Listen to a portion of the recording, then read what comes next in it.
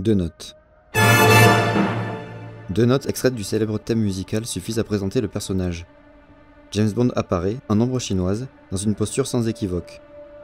Pourtant, presque instantanément, tout change.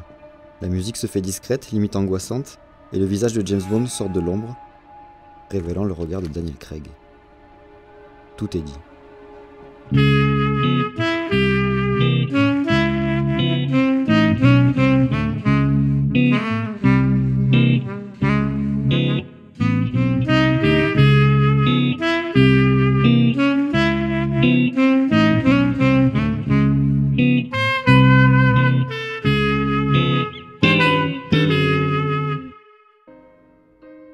Dans un premier temps, Sam Mendes nous propose un James Bond conforme à l'idée qu'on s'en fait.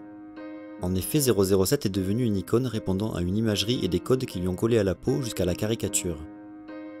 Mais en cassant le thème musical, il nous suggère le changement de ton que Skyfall va nous proposer.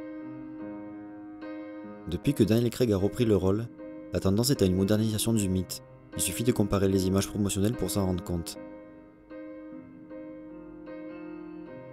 Skyfall enfonce le clou en démystifiant totalement le héros. Fini l'iconisation à outrance de l'agent secret sans une mèche de travers. Fini le personnage décomplexé dont on ne sait rien et qui garde son sang-froid et son flegme légendaire en toutes circonstances. Place au personnage torturé, aux motivations personnelles définies, pouvant parfois se laisser guider par ses émotions.